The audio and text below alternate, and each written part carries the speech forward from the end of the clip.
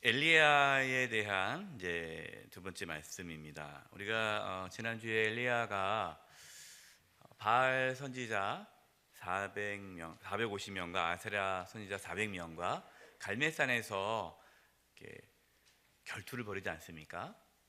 이스라엘 백성들이 하나님도 섬기고 또 다른 이제 바알도 아세라 섬기니까 둘 중에 하나만 선택해라. 하나님을 섬길 것이냐, 바알을 섬길 것이냐. 이제 그러한 이제 선택을 하게 하죠.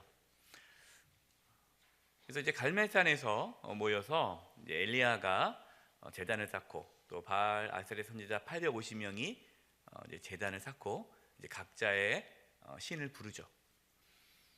하나님께서 그 엘리야가 이렇게 만든 제단에 불이 임해서 이제 그것으로 인해서 진짜 여호와 하나님이 참 신이시다라는 것을 알게 되었고, 또 엘리야가 이제 백성들에게 얘기해서 이 모든 바알 선지자, 아세라 선지자 850명을 다 죽여라. 그래서 죽이는 그러한 사건이 일어났습니다. 승리죠. 엄청난 승리죠. 하나님의 살아계심이 나타났고, 또 선지자들도 바알, 아세라 선지자들도 죽고, 이스라엘 백성들이 눈으로 하나님의 살아계심도 나타났고, 엘리야가 얼마나 기뻤겠습니까? 그러면서 왕 앞에서도 담대하게 당신 때문에 이스라엘이 힘들었습니다 라고 얘기할 정도로 용기가 충만했죠. 그런데 그 사건 이후에 뭐 좀 나아질 줄 알았는데 나아지기는커녕 더 상황이 악화가 됩니다. 그로 인해서 엘리야가 영적인 침체가 오고 영적인 우울증에 빠집니다. 그래서 오늘 본문은 엘리야가 이렇게 낙심한 모습들이 나오고, 이러한 영적인 우울증에 걸린 엘리야를 하나님께서 어떻게 만져주시고 회복시켜주시고 끝까지 사명을 감당하게 하셨는가를 오늘 말씀을 통해서 나누게 될 것입니다. 첫 번째입니다. 세미한 소리로 말씀하시는 하나님은 어디 중에 강건케 하십니다? 절망 중에 강건케 하십니다. 첫 번째예요. 바알 선지자들과 싸워 승리한 엘리야에게 어떤 일이 일어났습니까? 열왕기상 19장 1절과 2절입니다. 우리 본문 1절과 2절 읽어보겠습니다. 시작. 아합이 엘리야가 행한 모든 일과 그가 어떻게 모든 선지자를 칼로 죽였는지를 이세벨에게 말하니, 이세벨이 사신을 엘리야에게 보내 이르되,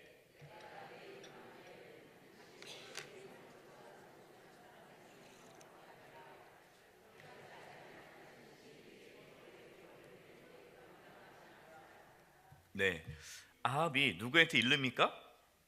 아내 이세벨에게 이르죠. 여보, 큰일 났어 하면서 이르는 거예요. 지난번에 말씀드렸잖아요. 누가 더 악하다고 그랬죠? 아내 이세벨, 왕비가 더 악하죠. 예, 그래서 또 이렇게 말하면 또 우리 여성분들이 기분 나쁠지도 모르겠지만 뭐 사실이니까 아니 여자가 악하다는 건 아니고요. 남자는 누구 하기 나름이에요? 예, 여자 하기 나름이라 하잖아요. 아내가 어떻게 하느냐에 따라서 그 남편이 달라지는 거예요. 예.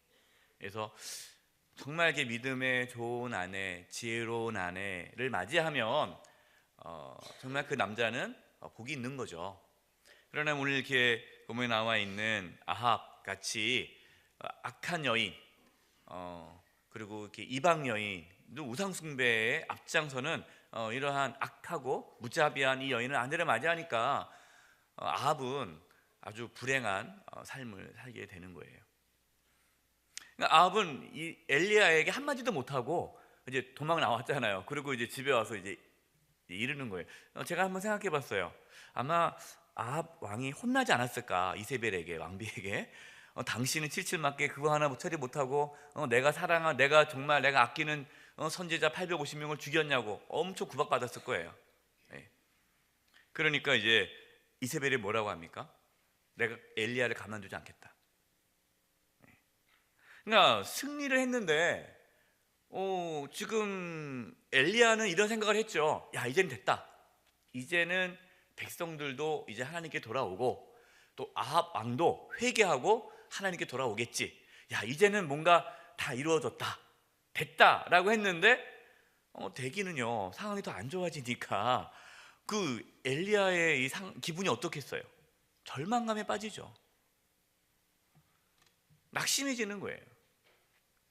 정말 자기는 최선을 다했단 말이에요. 순종했죠. 목숨 걸고 싸운 거 아닙니까?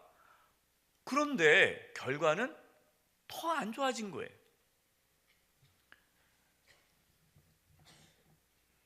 그래서 이 낙심한 엘리야는 어떠한 고백을 합니까? 열왕기상 19장 4절입니다.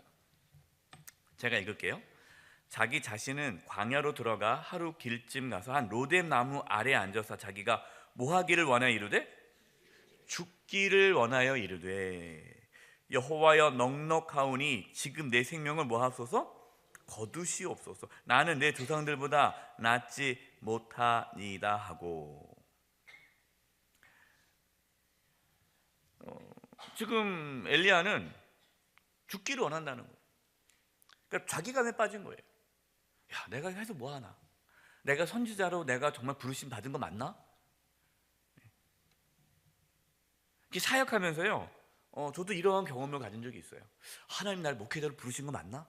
왜냐하면 정말 열심히 했고 최선을 다했고 결과도 잘 됐어요. 근데 나중에 지나가 보니까 힘들어졌단 말이에요. 그러면 어떤 생각이 들어요? 야, 뭐 이게 뭐야? 이게 되는 거죠. 자신의 생각대로 되지 않았을 때 좌절하게 되는 거예요. 하나님 날 안 부른 거 아닌가? 교회 일을 하다가 이런 분들이 있어요. 교회에서 막 열심히 했단 말이에요. 내가 뭐 맡아가지고 뭐 열심히 하고 그다음에 이 일을 추진하기 위해서 뭐 최선을 다하고 막 달려왔는데 결과가 안 됐단 말이에요. 잘 안 된단 말이에요.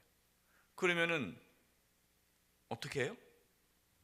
나 안 한다고 이렇게 집어 던지시는 분들이 있어요. 나는 못하겠다고. 나는 못하겠다고. 너무너무 힘들다. 낙심되니까요. 영적 우울증에 빠지는 거예요. 아무것도 못해요. 저도 목회할 때 그런 적이 있었거든요. 그래서 저도 목회하다가 도망가려고 했어요. 하도 힘들어가지고. 그래서 이제 장로님한테 제가 솔직하게 얘기했죠. 저 사임하겠습니다. 저는 도저히 못하겠습니다. 너무 힘듭니다. 하고 그냥 막 이 우울증이죠. 영적 우울증에 빠진 이 엘리야처럼 나 그만두겠다고. 그러니까 뭐 이 장로님이 깜짝 놀라죠. 목사님이 그런 말 할지 모르잖아요. 목사님들은 늘 뭐 긍정적이게 할 줄 알았는데 갑자기 나 못하겠다고 하니까 얼마나 당황스러웠겠어요. 저도 영적인 우울증을 겪어본 적이 있어요. 그래서 하나님 날 부르신 거 맞나? 자기감에 빠지고 용기가 안 나고 할 힘이 안 생기는 거예요. 여러분 혹시 하나님을 하면서 교회를 하면서 그 경험해 본 적 없으세요? 없으신 분들은 아직 일 안 하신 분이에요. 일 안 하시면 그런 거 없어요. 근데 열심히 교회를 하시면요 이게 찾아옵니다. 그러면서 다 손 놓고 싶은 거예요. 어떤 분들은 내가 그렇게 열심히 교회 봉사했는데 돌아온 건 뭐예요? 관절염, 허리 나가고 뭐 우울증 걸리고 그런 분들이 있어요. 그러니까 이게 뭐냐는 거죠. 지금 엘리야가 이러한 이렇게 빠진 거예요. 그래서 뭐라 그러냐면요, 나는 내 조상보다 낫지 못하니이다. 이 말은 뭐냐면 나는 지금 선지자로서 감당이 안 될 것 같습니다. 나는 하나님의 부르심을 잘못 받은 것 같습니다 하고 이 부르심 자체에 대한 회의가 온 거예요. 그러니까 나는 선지자 안 할래 하고 이제 손 놓고 그냥 차라리 왜냐면 그동안 그걸 막 달려왔는데 그걸 내가 할 수 없으니 살 존재가 이유가 없잖아요. 근데 그냥 죽고 싶다는 거예요. 여러분 위로가 되지 않습니까? 엘리야의 고백이. 그렇게 위대한 선지자도 이러한 고백을 한다는 거예요. 우리도 살다 보면 이런 마음이 들 때가 있어요. 세 번째, 영적 침체에 빠진 엘리야를 하나님은 어떻게 대하십니까? 열왕기상 19장 5절과 6절입니다. 한번 읽어보겠습니다. 시작. 로뎀나무 아래에 누워 자더니 천사가 그를 어루만지며 그에게 이르되 일어나서 먹으라 하는지라. 본즉 머리맡에 숯불에 구운 떡과 한 병 물이 있더라. 이에 먹고 마시고 다시 누웠더니. 하나님께서요 책망하지 않으세요. 야, 네가 선지자인데 그런 말 하면 되겠냐? 혼내는 것도 아니시고요. 그냥 잠을 자게 하고 얼음 안 주시고 먹을 것을 주시는 거예요. 구운 떡도 주고 물도 주시고, 그래서 배불리기 먹고 또 자게, 충분히 잠을 자게 해요. 그다음에 일어나면 또 먹을 거 또 주고 또 자게 하고. 그래서 하나님께서는 지친 몸과 마음을 어루만 주시고 회복시켜 주십니다. 그것이 필요해요. 여러분, 사람은요 몸이 지치면 마음도 지치고 영혼도 지칩니다. 그래서 몸을 혹사하면 안 돼요. 우리가 뭐 때로 어떠한 경건의 유익을 위해서 금식하거나 어떠한 절제하는 부분은 필요하긴 필요하지만 평상시에는 잘 드시고 잘 주무시고 몸을 잘 관리를 하셔야 돼요. 몸이 약해지면 마음도 약해져요. 하나님은 지친 몸과 마음을 어루만져 주시면서 회복시켜 주십니다. 그래서 우리가 때로 너무 지쳐있다, 힘들다 그러면 쉼이 필요해요. 네 번째, 연약하고 낙심한 성도님들을 어떻게 대해야 합니까? 우리 주변에 이 엘리야와 같이 영적인 우울증에 빠지신 분들이 간혹 계십니다. 나일 수도 있고 내 자신일 수도 있지만 우리 가족일 수도 있고 우리 주변 성도일 수도 있어요. 그럼 그때 어떻게 해야 될까요? 아니, 하나님도 책망하지 않는데 가가지고 권사님 기도해야지, 기도해 놨지, 그렇게 하면 되겠어? 이런 분들이 있어요. 새벽기도 안 나와서 그래 해가지고 뭐 성경 안 읽어서 그렇다고 막 2번 죽이는 거죠. 힘이 없으니까 못 나오죠. 그걸 막 그렇게 짓밟으면 되겠습니까? 네. 그러지 마시고 뭐 하면 돼요? 맛있는 거 사주시면 되죠. 힘들어 보인다, 맛있는 거 사주고. 어떨 때는요 그 맛있는 거 사주는 것도 싫을 때가 있어요. 그냥 만나고 싶지 않은 거예요. 그럴 때 있잖아요, 그렇죠? 그러면 굳이 또 막 연락해서 나오라고 만나야 된다고 그러지 마세요. 오히려 더 힘들게 해요. 그때는 그냥 기도해주고 그냥 이렇게 기다려줄 때가 또 필요해요. 데살로니가전서 5장 14절입니다. 또 형제들아, 너희를 권면하노니 게으른 자들을 권계하며 마음이 약한 자들을 격려하고 힘이 없는 자들을 붙들어주며 모든 사람에게 오래 참으라. 상황에 따라, 그 사람의 지금 상황과 처지에 따라 적절하게 대응해 주라라는 거예요. 게으른 자들 계속 냅두면, 계속 내버려 두면 계속 게을러지잖아요. 그러니까 게으른 자들은 권계, 좀 더 얘기해서 우리 힘냅시다 해가지고 이렇게 약간 좀 이끌어 주는 거죠. 게으른 사람들은 뭔가 이렇게 약간 푸시가 필요해요. 뭐 게으른데 그냥 쉬라고, 계속 쉬라고 그러면요 게으리면 강화되거든요. 근데 마음이 약한 자들이 있어요. 또 마음이 약한 자들을 격려해 줘야죠. 잘할 수 있다고 이렇게 칭찬해 주고 격려해 주고 지지해 주는 거예요. 또 힘이 없는 분들이 있단 말이에요. 그 사람을 붙들어 줘야죠. 힘 없는 사람 보고 자꾸만 권계, 기도하시라고, 성경 읽으시라고 이러면은 안 되는 거죠. 모든 사람에게 대해서 뭐 하라? 참으라. 참아야 돼요. 특별히 누구에게 참아야 됩니까? 자녀에게 참아야죠. 자녀를 참아야 돼요. 대부분 부모님들이 자녀에게 못 참죠. 그러니까 지금 자녀가 지금 영적인 우울증에 빠질 수 있고, 자녀가 지금 낙심해져 있고 힘이 없을 수 있는데 계속 자녀에게 이렇게 하면 안 되죠.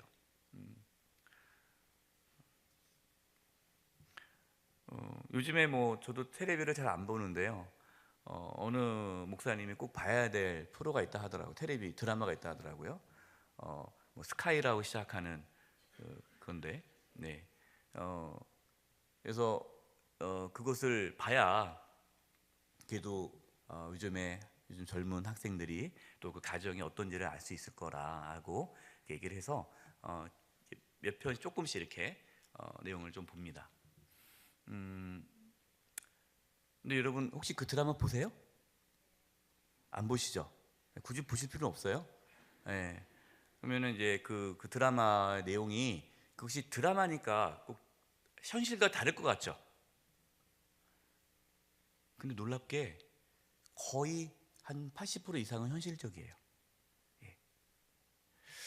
저는 그 내용 보면서 우리 부모님들이 상당히 이렇게 자녀들에게 폭력을 많이 행사했구나. 그런 생각이 들었습니다. 저도 많이 반성하게 되었고요. 예. 그래서 자녀들에게 좀 오래 참음이 필요하지 않을까 생각이 듭니다. 낙심하고 힘든 자녀들 또 우리 주변 성도님들 오래 참음으로 대해줄 수 있기를 바랍니다. 뭐 시집 장가 안 갔다고 해서 막 그렇게 구박하면 안 돼요. 오래 참으셔야 돼요. 예. 이렇게 말씀드리니까 목사님 지금 40년째 참고 있습니다. 어떡합니까? 라고 하시는 분도 있는데 예. 참으셔야 돼요. 5번 하나님은 엘리야를 어디로 인도하십니까? 열왕기상 19장 7절과 8절입니다. 있습니다. 시작. 여호와의 천사가 또다시 와서 내가 갈 길을 다 가지 못할까 하노라 하는지라. 이에 일어나 먹고 마시고 그 음식물의 힘을 의지하여 40주 40야를 가서 하나님의 산 호렙에 이르니라. 하나님께서 그냥 계속 떡만 주고 물만 주고 얼음만 주시고 거기에 머물러 있지 않으셨다라는 거예요. 어디로 인도하십니까? 호렙산으로. 내가 갈 길을 다 가지 못할까 하노라. 그러니까 하나님께서 떡을 주고 물을 주는 이유가 뭡니까? 호렙산에 가도록 하기 위해서예요. 여러분 호렙산이 무슨 산이라고 나오죠? 여기에 하나님의 산. 모세가 하나님의 부르심을 받은 산이 무슨 산입니까? 호렙산이에요. 하나님이 모세를 부를 때 내가 선 곳은 거룩한 땅이라 처음 하나님의 모세를 불러서 사명을 주는 땅이 있죠. 그 산이 호렙산이에요. 나중에 이스라엘 백성들이 출애굽해서 시내산에 도착하죠. 시내산이 무슨 산이에요? 호렙산이에요. 그래서 많은 성경학자들이 호렙산하고 시내산을 같은 산으로 추정합니다. 그러니까 한마디로 호렙산은 하나님의 임재가 있는 곳이에요. 하나님께서는 엘리야를 어디로 인도했다는 겁니까? 하나님의 임재가 있는 곳으로 인도하셨다라는 거예요. 두 번째, 세미한 소리로 말씀하신 하나님은 잘못된 추측에 도전하십니다. 누가 잘못된 추측을 했어요? 엘리야가 잘못된 추측을 한 거예요. 이제 잘못된 추측에 대해서 하나님께서 수정해 주시는 거예요. 자, 1번 호렙산에 도착한 엘리야에게 하나님은 어떤 말씀을 하십니까? 열왕기상 19장 9절 우리 교재 보겠습니다. 읽겠습니다. 시작. 엘리야가 그곳 굴에 들어가 거기서 머물더니 여호와의 말씀이 그에게 임하여 이르시되 엘리야야 내가 어찌하여 여기 있느냐. 자, 그곳이라는 것은 호렙산이죠. 호렙산의 이제 굴에 이제 들어가는 거예요. 그때 무엇이 엘리야에게 임했습니까? 여호와의 말씀이 임했다. 진정한 회복. 우리가 회복하기 위해서 필요한 것이 먹을 것이에요. 그래서 중요합니다. 그래서 하나님이 먹을 거 줬잖아요. 떡도 주고 물도 주고 또 충분한 수면도 잠도 자게 하고 필요해요. 그러나 그것만으로 우리가 영적인 우울증에서 영적인 침체에서 벗어날 수가 없어요. 우리가 영적인 침체에서 벗어나는 길은 뭡니까? 하나님의 말씀이 임해야 돼요. 하나님의 말씀이 우리 가운데 들려져야 우리의 영혼이 살아납니다. 우리의 영이 깨어나요.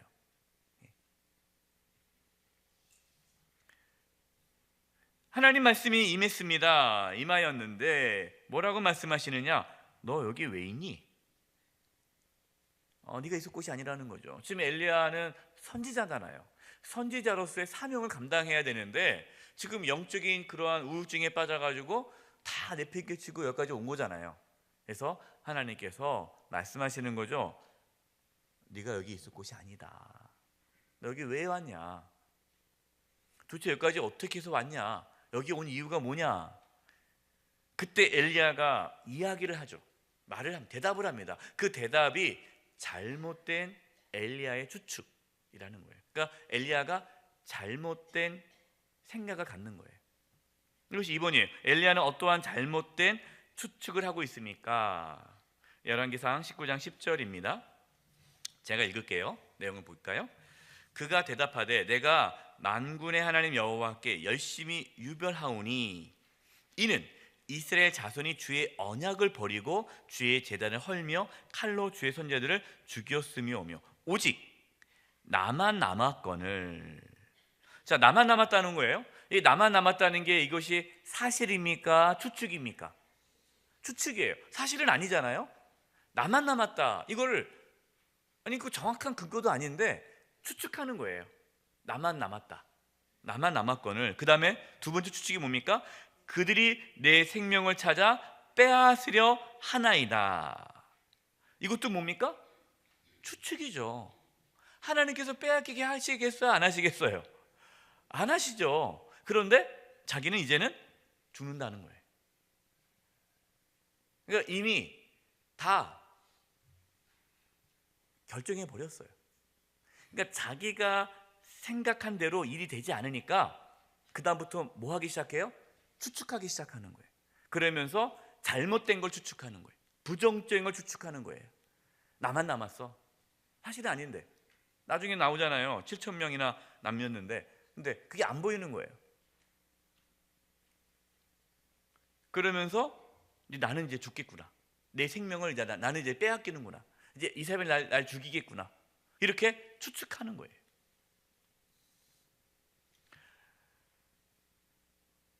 우리가 하나님 일을 하다 보면요, 이 잘못된 추측에 빠질 수가 있어요. 그러면 영적인 우울감에 빠집니다. 저도 그랬거든요. 저도 잘못된 추측 뭐냐면 내가 내 생각대로 되지 않는다고 해서 하나님의 뜻이 사라진 건 아니잖아요. 그런데 내 생각대로 일이 진행되지 않은 걸 보면서 추측하는 거예요. 하나님의 역사가 없겠다.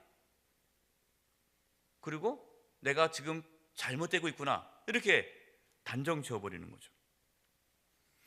물론 여러분 우리가 어떤 거를 할 때 추측은 할 필요가 있죠. 또 계산도 해야 되고 또 그렇게 해야지. 우리가 그렇다고 전혀 생각 없이 그냥 예상하지 않고 그냥 무조건 살면 안 되겠죠. 그러나 중요한 건 뭐냐? 그러한 계산을 추측을 뛰어넘을 수 있는 믿음이 있어야 됩니다. 자신의 생각과 판단으로 하나님의 능력을 제한해서는 안 돼요. 지금 엘리야는 무슨 생각을 갖고 있었던 거예요? 그 전쟁에서 이기면 이제 이스라엘이 완전히 회복되고 아합 왕이 돌이켜 회개하고 이스라엘 백성들이 다시 하나님께 돌아올 줄 알았단 말이에요. 그런데 그렇게 안 됐잖아요. 안 됐다고 해서 하나님이 이스라엘 버린 건 아니잖아요. 그리고 하나님이 지금 엘리야를 버린 것도 아니고 하나님의 또 다른 어떠한 계획과 섭리가 있는데 그를 스스로 제한해 버렸다는 거예요. 이렇게 잘못된 추측 하게 되면 영적인 우울감에 빠집니다.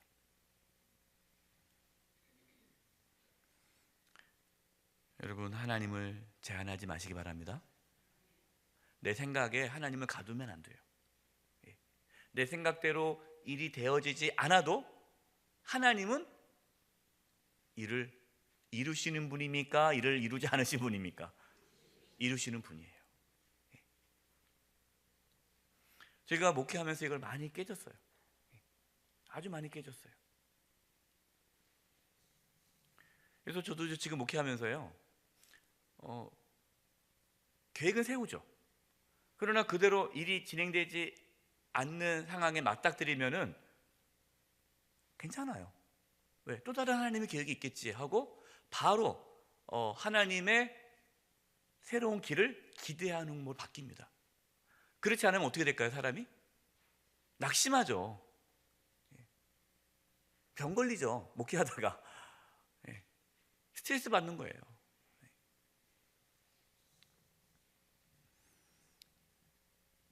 세 번째, 잘못된 추측을 한 엘리야에게 하나님은 어떻게 행하십니까? 열왕기상 19장 11절 12절이에요.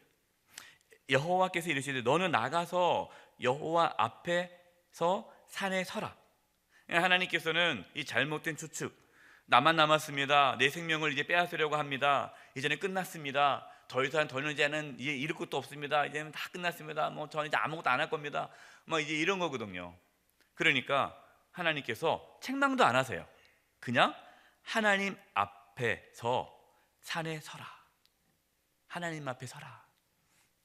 하나님께서 지나가시는 거예요. 하나님께서 지나가시는데 여호와 앞에 크고 강한 바람이 산을 가르고 바위를 부수나 바람 가운데 여호와께서 계시지 아니하며, 여기 나오는, 성경에 나오는 강한 바람, 지진, 그렇죠? 그 다음에 또 12절에 지진 후에 불이 있으나 불 가운데 여호와 계시지 아니하더니, 불, 이 모든 것들은 다 하나님의 임재의 상징이에요. 그러니까 하나님의 임재가 엘리야 가운데 있게 된 거예요. 하나님이 어떤 분이신지, 하나님의 임재를 경험한 거죠. 지금까지 엘리야가 어디에 집중을 했습니까? 엘리야가 누구에게 집중했어요? 자기에게 집중한 거예요. 자기에게. 처음에는 하나님께 집중했어요. 그런데 생각대로 일이 진행되지 않자 그 다음부터 누구에게 집중하기 시작합니까? 자기에게 집중해요. 그러니까 자기에게 집중하면은요 어떻게 됩니까? 사람이 무너져요. 무너지는 거예요. 자기에게 집중한다는. 그러니까 자기에게 집중한다는 게 뭐냐면, 지금 자기의 상황과 처지를 보니까 할 수가 없는 거예요.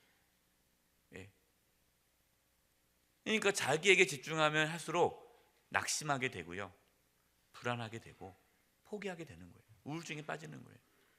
그래서 자기에게 집중하면 집중할수록 사람은요 우울증에 걸립니다. 그래서 이러잖아요. 야, 내가 뭐하러 살았나? 나는 뭐냐? 나는 누구지? 나는 왜 사나? 자꾸만 이렇게 나에 대해서 자꾸만 이렇게 집중하다 보면요 사람이 무기력해지는 거예요. 물론 자기를 돌아보는 시간이 필요하겠지만, 그러면 하나님께서는 지금 엘리야가 오직 나만 남았거늘 내 생명을 찾으러 빼앗으려 하나이다, 지금 계속 자기만 집중하고 있잖아요. 그 엘리야에게 하나님은 누구에게 집중하게 만드는 거예요? 하나님에게 집중하게 만들고 있는 거예요. 하나님의 임재가 이루어졌습니다. 엘리야가 이제 누구에게 집중하는? 하나님께 집중하는, 하나님한테. 하나님께 집중하기 시작하는 순간 회복이 일어나는 거예요. 그러면서 잘못된 추측에서 벗어날 수 있게 돼요. 제가 이제 목회하면서요 적지 않은 성도님들이 자기의 잘못된 추측에서 벗어나지 못해요. 그래서 거기에 그냥 갇혀 있어요. 안 된다는 거, 안 된다. 목사님 저는 안 돼요, 우리 가정은 안 돼요, 우리 애는 안 돼요, 이제 끝났어요. 그 잘못된 추측, 거기에 벗어나지를 못해요. 왜 그런가 보면은 다 자기에게 집중하고 있거든요. 여러분, 하나님께 집중하시기 바랍니다. 하나님의 임재가 있어야 돼요. 하나님을 만나셔야 돼요.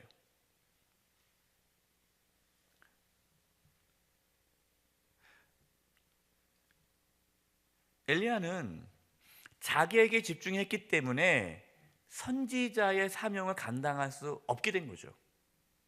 근데 선지자의 이 사명을 엘리야가 용기가 많아서 하는 겁니까? 아니잖아요.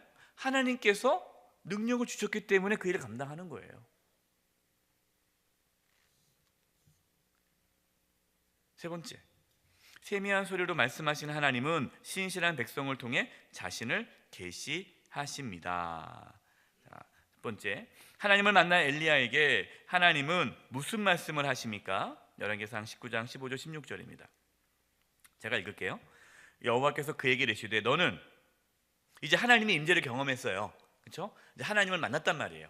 그럼 지금 이제 엘리야는 자기에게 집중했던 그 부분에서 이제는 누구에게 집중하게 되는 거죠? 하나님께 집중하게 되죠. 이제 하나님께 집중하는 순간 잘못된 추측에서 벗어나는 거예요. 이 잘못된 추측이란 나만 남았고 나는 이제 죽을 거고 나는 아무것도 할 수 없고 이런 거에서부터 이제 벗어나게 된 거예요. 영적인 회복이 일어난 거예요. 이렇게 영적인 회복이 일어난 엘리야에게 하나님께서 새로운 사명을 주시는 겁니다. 이것이 15절 16절이에요. 너는 내 길로 돌이켜 광야를 통해 다메섹에 가서 이르거든 누구에게 기름 부어 하사엘에게 기름을 부어 아람의 왕이 되게 하고. 아니 지금 뭐 도망자 신세인데 다른 이웃 나라에 가서 왕을 세우라는 거예요. 왕. 두 번째는요 16절에 더 황당한 일을 시키세요. 16절 너는 또 님시의 아들 예후에게 기름을 부어 이스라엘의 왕이 되게 하고. 지금 왕이 살아있는데 왕이 누구예요? 아합 왕이잖아요. 근데 다른 사람을 왕으로 세우라는 거예요. 이거는 뭘 하라는 거죠? 예, 반역을 일으키는 거예요. 영모. 또 아베무홀라 사밧의 아들 엘리사에게 기름을 부어 너를 대신하여 선지자가 되게 하라. 하나님께 새로운 사명을 주시는데 그 이전보다 더 큰 사명을 주시는 거예요. 그 전보다 더 큰 사명. 근데 하나님이 주신 사명은 뭡니까? 하나님은 역사를 주관하시는 분이다라는 거죠. 왕을 세우기도 하시고 패하기도 하시는 분이다라는 거예요. 네가 왕을 두려워할 필요 없다. 이세벨 왕비를 왜 두려워하냐? 나는 왕을 세우기도 하고 패하기도 하는데 왜 이세벨 왕비를 두려워하냐? 하나님은 엘리야에게 하나님의 주권을 선포하게 한 거죠. 더 큰 일을 맡기신 거예요. 그러면서 두 번째, 잘못된 추측을 하고 있던 엘리야에게 하나님 어떤 말씀을 하십니까? 열왕기상 19장 18절 같이 읽겠습니다. 시작. 그러나 내가 이스라엘 가운데 7,000명을 남기리니 다 바알에게 입맞추지 아니하니라. 내 생각이 틀렸다라는 거죠. 내 추측이 틀렸다. 7,000명 있다. 너 혼자만 남았다고 하는데 아니다. 7,000명 있다. 하나님이 뭘 갖고 있는 거예요? 더 큰 그림. 빅피처라고 그러잖아요. 하나님께서 더 큰 그림을 갖고 있는 거예요. 우리는요, 그렇기 때문에 하나님은 우리가 생각할 수 없는 분이시잖아요. 그래서 우리는요, 하나님의 인도하심을 받기 위해서 우리는 생각과 우리의 생각에 여유를 가져야 돼요. 여유. 어떤 분들은 너무 계획적인 분들이 있어요. 그래가지고 그대로 자기 계획대로 안 되면은 모든 게 다 잘못됐다라 하시는 분들이 있어요. 그런 분들은 하나님의 개입하기가 어려워요. 그렇지 않습니까? 하나님의 그 틀 안에 갇히시는 거잖아요. 여러분, 하나님을 그렇게 하시면 안 돼요. 그래서 우리는 하나님의 인도함을 받으려면요, 여유가 있어야 돼요. 여유. 생각의 여유, 삶의 여유가 있어야 돼요. 그래야 하나님이 들어오셔서 우리를 이끌어가지 않겠습니까? 하나님을 조종하려 하지 마시고 하나님의 인도함에 따라 하나님의 임재 가운데 거하시기 바랍니다. 우리가 하나님을 만나면, 날마다 만나면 날마다 새로운 사명을 부여받아요. 그러면 우리는 이 땅에서 끝까지 남은 사명을 잘 완수하고 이제 하나님의 나라에 들어가게 될 것입니다. 물론 우리가 때로 영적인 우울증에 빠질 수가 있어요. 뭐 저도 그렇고요. 그러니까 우리는 서로 뭐 해줘야 돼요? 서로 기도해주고, 서로 격려해주고, 서로 붙잡아주고, 서로 밥 사주고, 서로 힘을 북돋아 줘야 돼요. 그러면서 우리는 함께 하나님 주신 사명을 이루어 가는 것입니다. 저와 여러분, 이 은혜가 있기를 간절히 축원드립니다. 기도하겠습니다. 하나님, 저희들이 서로 기도해주고 격려해주고 붙잡아줌으로 하나님께 주신 사명 잘 감당케 주시옵소서. 우리 지친 몸과 마음과 영혼이 회복되게 하여 주시고, 무엇보다도 하나님의 임재 안에서 새로운 사명을 발견해 나갈 수 있도록 도와주시옵소서. 예수님의 이름으로 기도드립니다. 아멘.